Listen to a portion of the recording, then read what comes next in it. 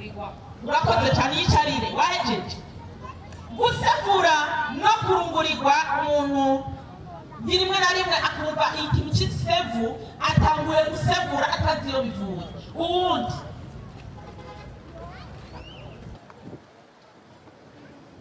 none tubihagarike n'abantu bagwaye mama wewe ntungoye uca utora mwivurire mw'ibara kandi maze kuvuga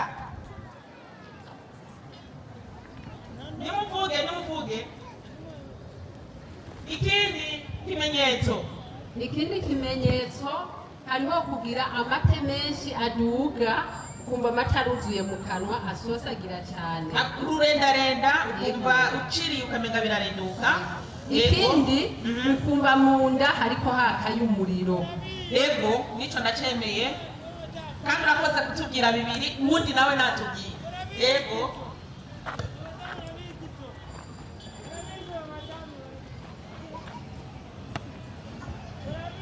ikindi nacyo ni kubyimba inda, hakaba na bya bindi bita gutura amangati, nabyo nyine ndibaza ko bivana na esitoma. Gutura amangati biva kuri byinshi.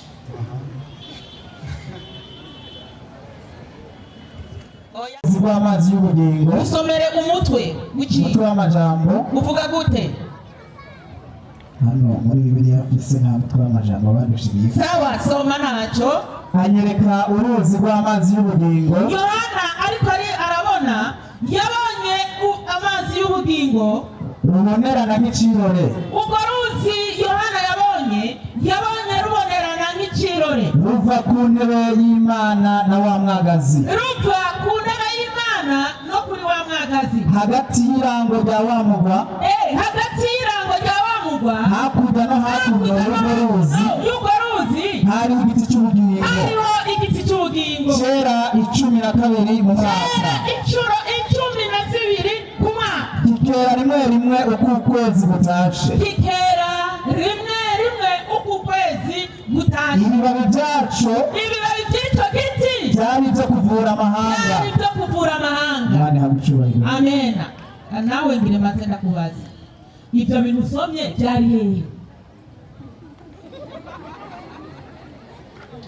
Yohana basi yabibonye biri hehe? Yohana yabonye intebe y'Imana n'umwagazi, hari uruzi ruriko ruva kuri iyo ntebe. Sawa. Hanyuma w'ijuru ndagufasha. Yesu ashimwe. Yohana yabibonye biri hehe? Urabukume ngaho sigenda kubwira ngo Yohana yabibonye biri mw'ijuru. Nawe ndakubaze mw'ijuru baragwara? Mw'ijuru ntibagwara. None kubera iki Yohana yabonye igiti cy'ubugingo kandi ibibabi by'icyo giti akaba byari byo kuvura amahanga kandi mw'ijuru batagwara? Nibaza ko wari umugambi wari utegekanira isi. Urakoze. Yesu ashimwe. Genda wicaye. Haleluya. Yohana yabonye uruzi rw'ubugingo. Nimasoma mu gitabo cy'Ibyahishuwe 17 ku murongo wa 15. Abusoro bavuga ngo uruzi amazi menshi bigereranya ikiyaga bigereranya abantu benshi. Yesu ashimwe. Bisobanura rero Yohana yabonye abantu benshi bahagaze imbere y'intebe y'Imana ngo kandi barabonerana nk'ikirahuri. Bisobanura ngo imbere y'Imana nta kintu na kimwe kirushije. Yesu ashimwe. Ariko kandi abo bantu bose bari bahagaze imbere y'Imana hari igiti kijejwe kubavura. Yesu ashimwe. Ibi biha agaciro ibyaremwe, biha agaciro ibintu Imana yaremye ko bishobora gukorwamo ubuvuzi bushobora kuvura amahanga. Imana ihabwa icyubahiro. Hariho akandi karorero kadasanzwe Imana yaduhaye mu gitabo cya Yesaya.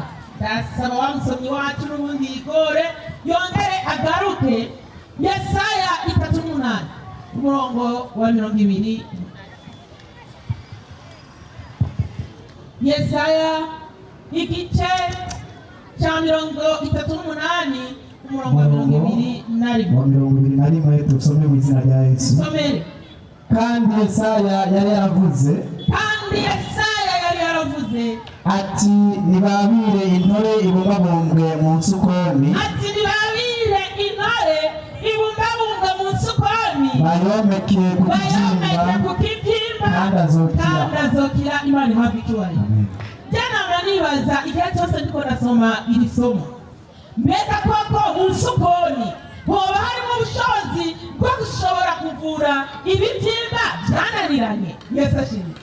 Kumbure genda wicari, kumbure n'abantu bake muri twebwe bashobora kuba baragira amahirwe yo kubona isuko nanteye, nibyo n'abantu bake, ariko jye namaze kugirirwa amahirwe yo kubona igiti cy'isukoni.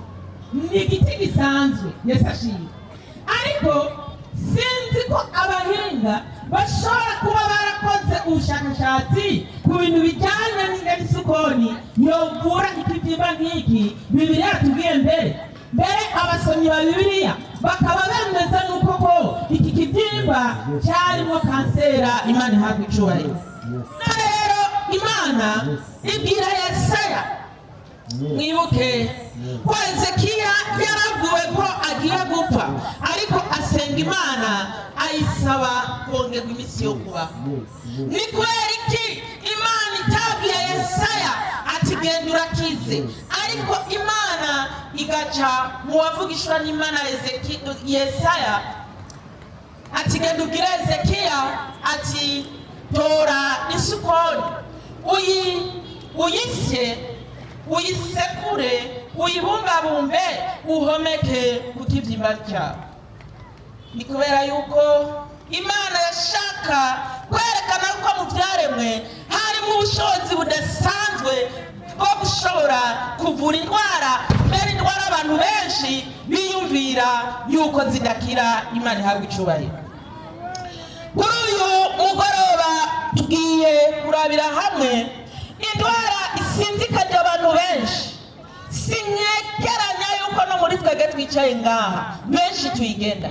Yesu ashimwe. Ni indwara abantu benshi bagendana, mbere yiswe womenga ni indwara idakira.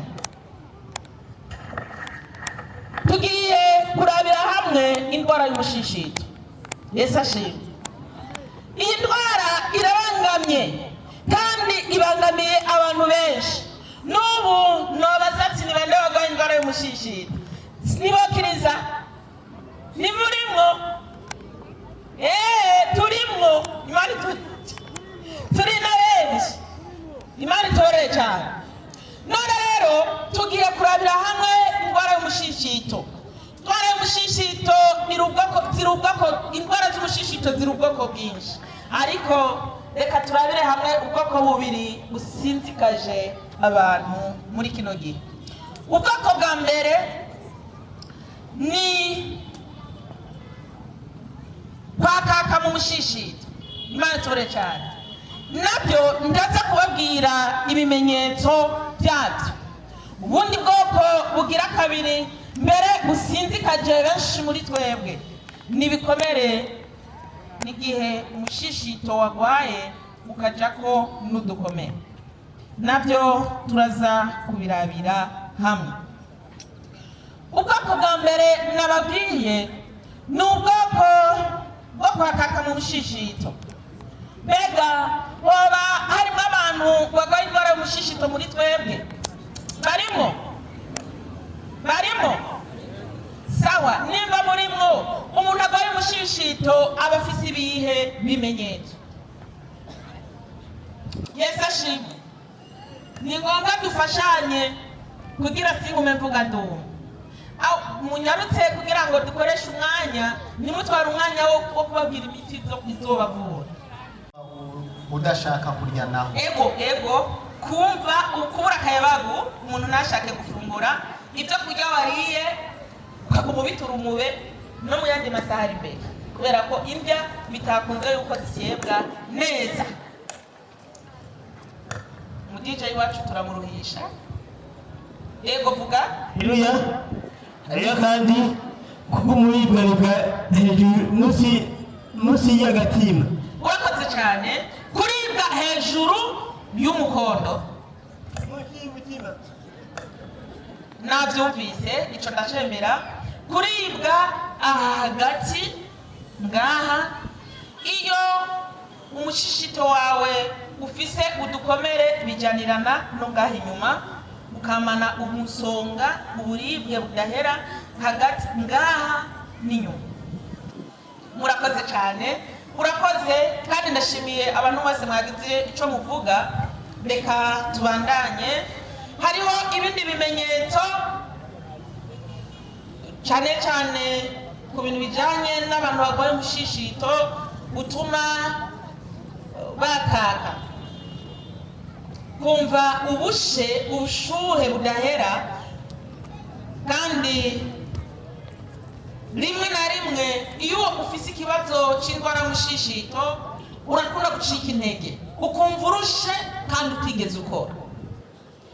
Kwamana uburuhe budahera, gutakaza akayabagu babitubwiye, kandi iyo umushishito wamaze kugira udukomere uraribwa cyane cyane hamwe mbejeje kuvuga, kandi ukagumana rimwe na rimwe ugasanga umuntu yashavuye. Kubera iki? Agumana uburibwe budahera, akumva iby'isi byose byamurambiye. Imana izorere cyane. Rimwe na rimwe hari ibyo kurya bimwe iyo ubiriye ucuribwa cyangwa ukababara mu nda. Ibyo nibaza ko abantu dusangiye indwara y'umushishito babizi. Imana itoborere cyane. Reka ngeze ngaho bivanye n'umwanya baduhaye, ahubwo nkurikizeho ikintu kivuga ngo none indwara y'umushishito kenshi itegwa n'iki? Imana itoborere cyane. Tegwa n'iki?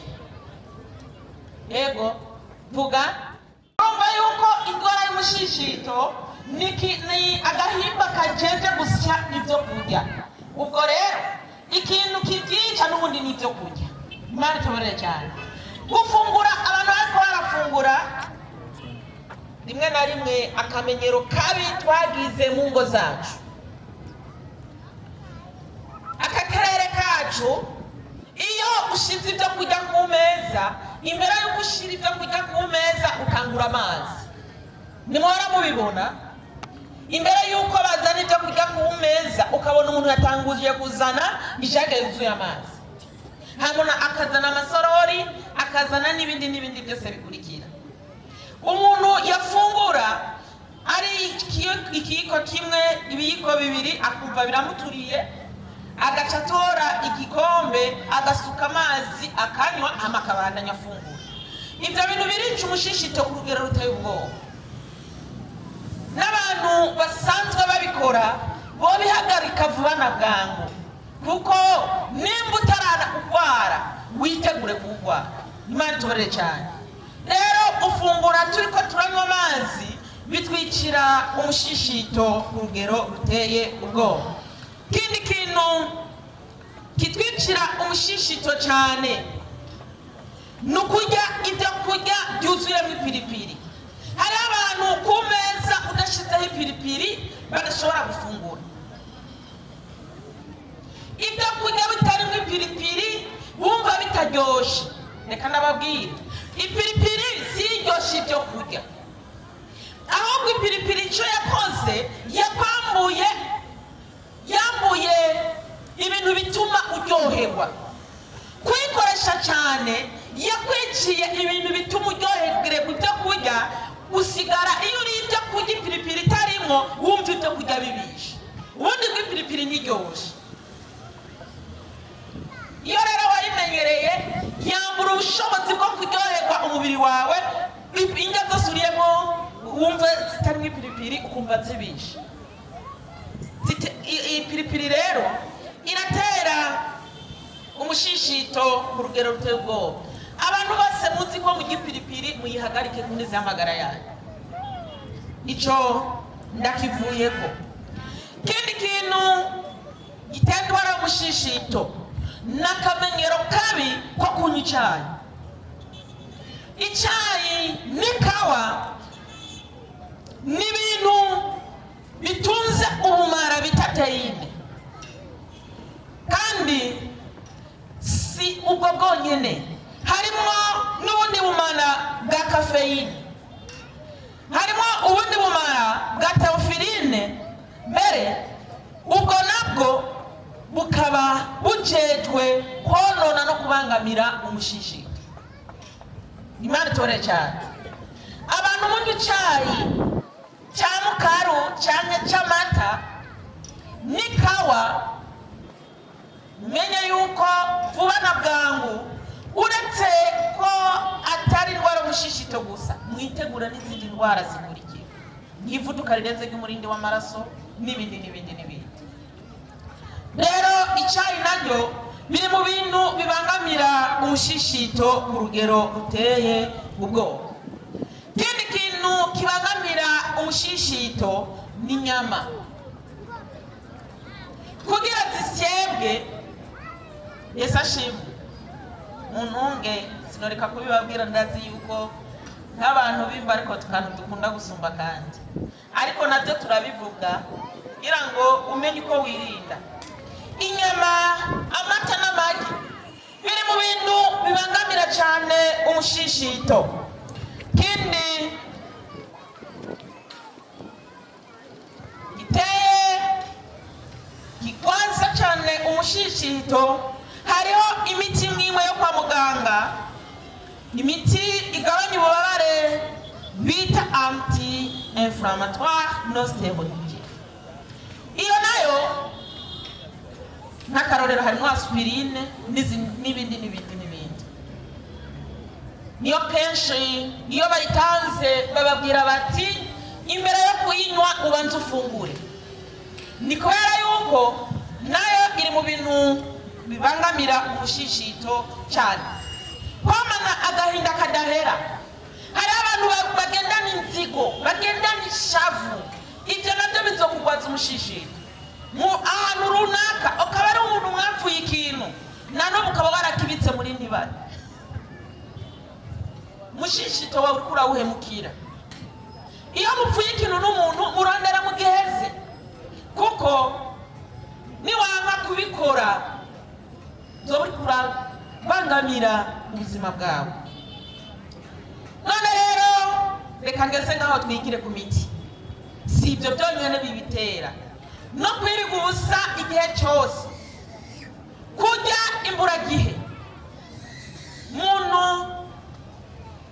yavuye muhira babyita ngo nukunywa icyayi, ariko ibyo bintu nabyo biragisibije.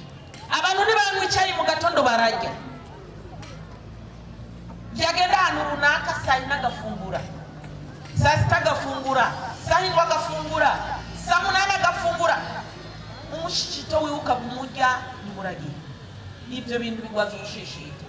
Icara ufungure uheze, hamuhaguruka ugende wongere gufungura hagati y'amasaha 5 n'amasaha 6, kandi ubuzima bwawe uzoba uburinze mu buryo bwiza. Imana itore cyane. Niwashaka kunywa amazi naho yafungure yanywa iminota 30 imbere yo gufungura. Impamvu ugaze ku meza uri kurafungura uca ushaka kunywa amazi ni kubera ko umubiri wawe n'ubundi nta mazi wari ufise.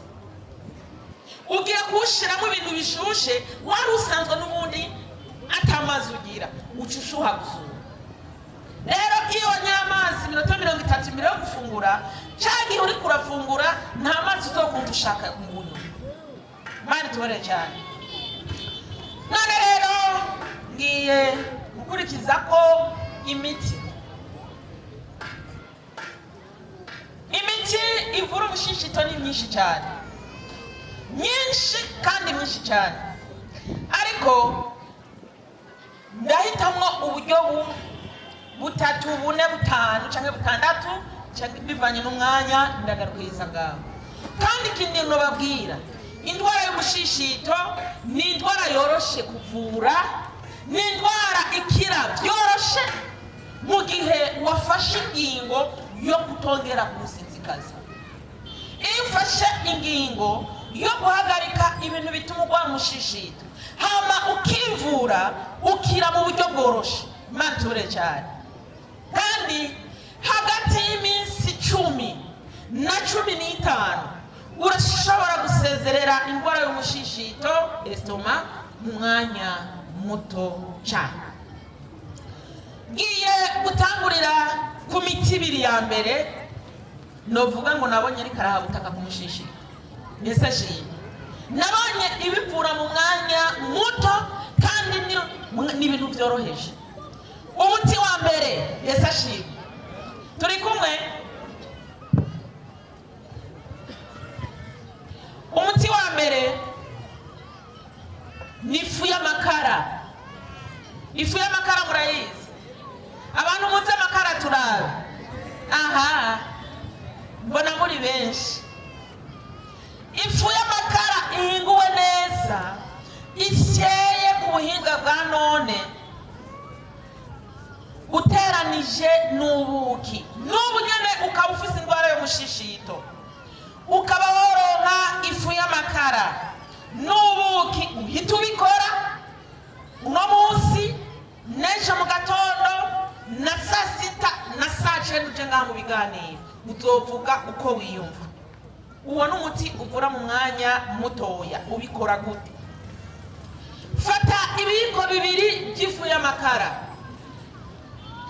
ibiyiko bibiri by'ifu y'amakara, uvange n'ibiyiko bibiri by'ubuki. Yesu ashimwe. Ibyo n'ubu umushishito wawe ukaba uri kurakubabaza, uhita ubikora, inyuma y'iminota 30 bizoba bihagaze. Uburibwe uzoba ufise buzoba butanguye kugenda buhera. Fata ibiyiko bibiri by'ifu y'amakara, uvange n'ibiyiko bibiri by'ubuki. Ubivangira mu gikombe cyangwa ku isahani, ubigire agatsima. Uvange neza, umixe neza, bihinduke agatsima. Ubifungura byose icyarimwe ugiheza kubikora. Uzabikora mu gatondo, saa sita no mw'ijoro.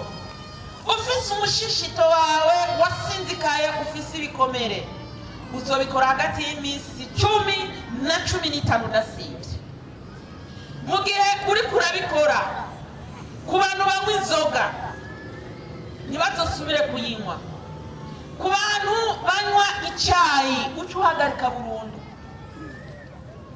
Ku bantu bafungura bariko baranywa amazi, nabo babihagarike kugira ngo bakingire umushishito wabo. Uwo muti uremerewe gufatwa n'abantu bose, baba abonsa, baba abibungenze, n'umwana urashobora kuwumuha mu gihe arenze imyaka 2. Muti ugira kabiri, hari umuntu afise ikibazo kuri icyo? Kuri uwo muti nta muntu afise ikibazo? Vuga.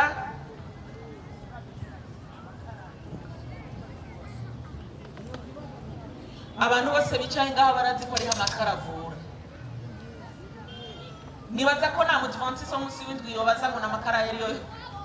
Umurengira bashatse kubariza abandi. Ariko amakara niko ndavuga, n'amakara y'umukaratusi naho nateguye. Ayo bita charbon active. Ateguye neza, ari ubwoko bw'amakara dandazwa murabuzi, cyangwa niba ushaka kuyihingurira wongegera nkakubwira ukuntu ushobora kuyihingurira rya yawe y'umukaratusi. Kumbure imari n'ijya kandi karyo babwira ukuntu bayategura. Kumbure mama nundi nshite ukaba uri muhira ukumva umushishito wawe urakubangamiye, ataburyo ufise bwo gucuronka yandi makara meza, urashobora gucokoresha ifuze ukayasekura neza. Byoba byiza ubanje kuyategura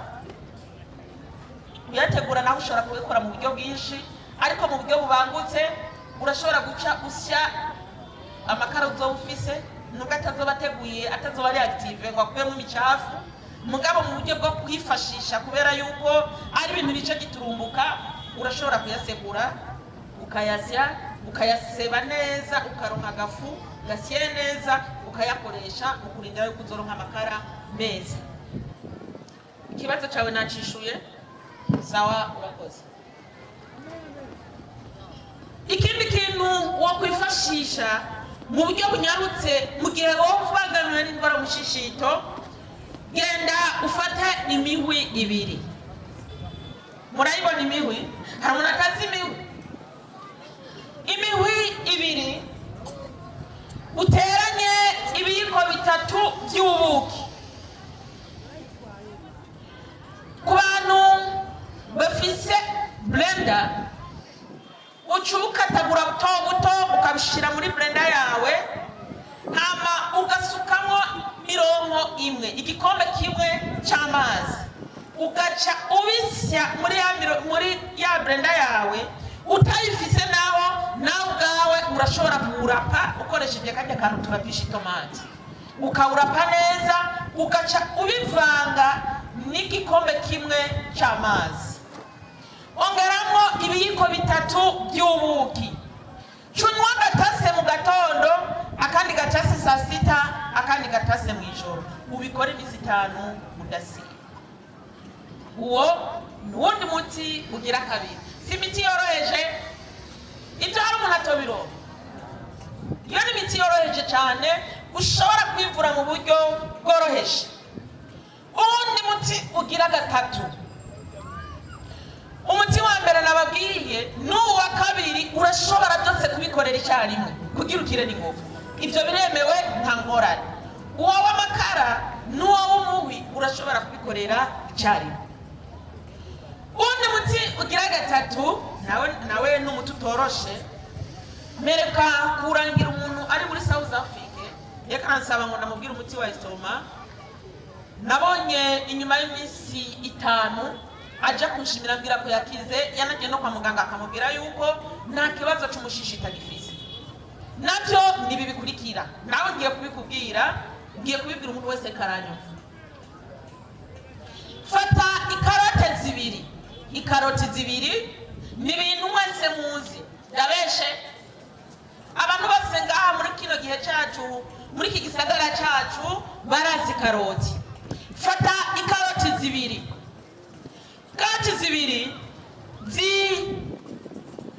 uzisye cyangwa ukatagura duto mu gihe ufise blender. Ongeramo ikibabi cy'ishu ryiza rishashe. Ishu ryiza ukureko ikibabi kimwe gusa cy'inyuma.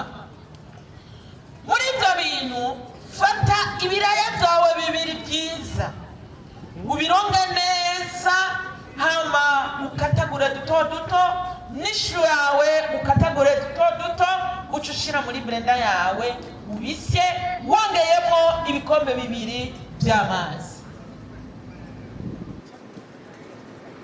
Uhejeje kubisya,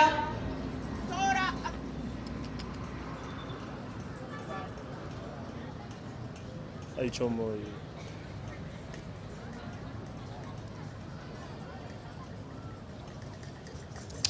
Hello. Yes.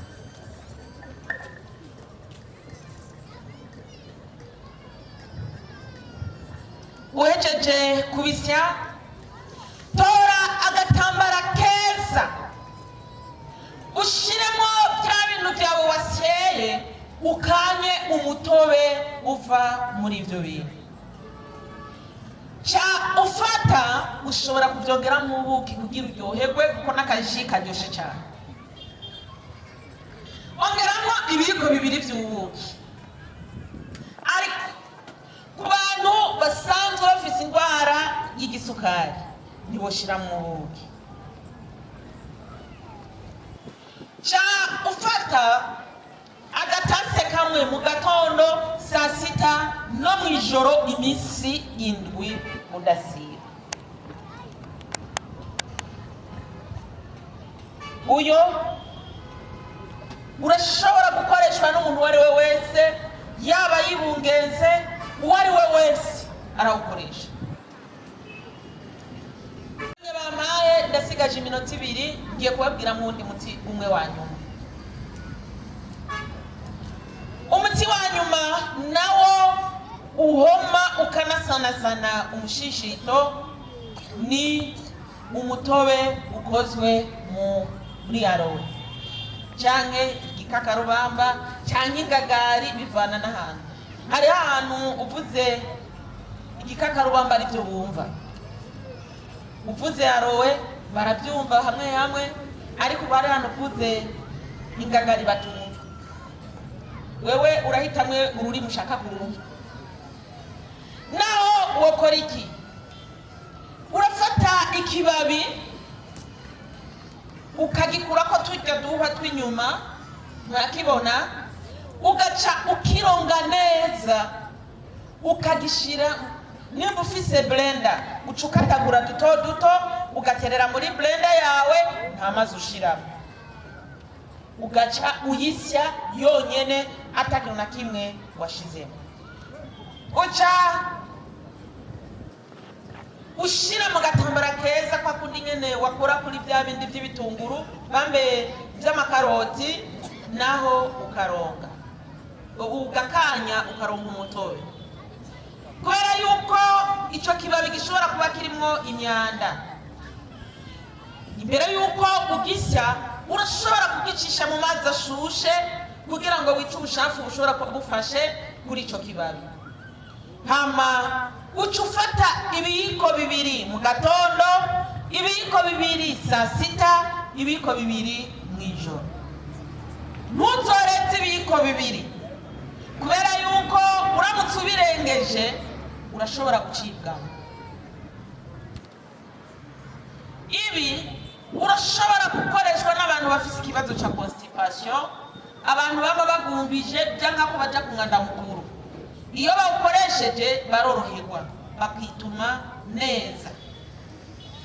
Hariho umuntu iyo bafite ikibazo kuri ibyo, impamvu ngira ko nukubera ko ntazi ko nzosura kugirwa yandi mahirwe. Niba ufite ikibazo mbwira ngene ndacishura.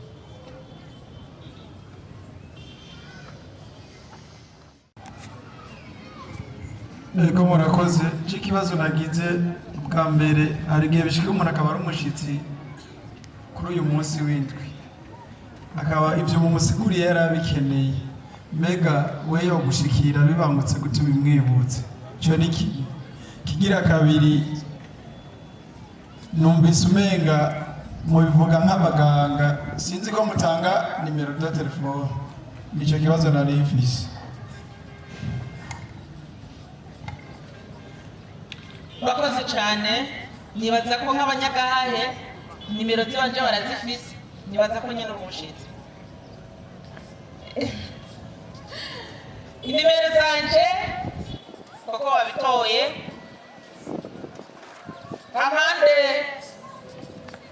yibi ndiko ndavuga by'imiti kama n'uzi kuvuga. Nimero zanje nimuzikeneye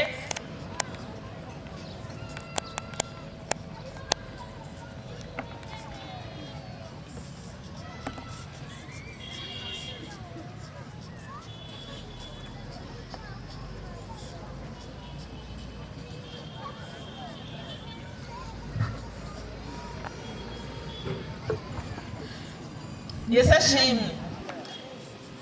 Kumbure urakoze mwene data, sinobabwira ibyambwiye, murabona ko naje naciye nga namwe muca mutwenga. Inimero zanje ko umuntu afite ikibazo icyo ari cyo cyose yondondera nta ngorane, kandi ndamaze kuronka abantu benshi cyane bo mu gahaye bagiye bambaza, kandi nibaza ko abantu bose bambajije narabisho. Yesu ashimwe. Ni 69 kane gatanu gatandatu gatandatu gatanu. Ndasubiramwo 69 kane gatanu gatandatu gatandatu gatanu. Majana 949 majana 665. Uraho Mana yacu ibandanye kuba yagukira mu izina rya Yesu.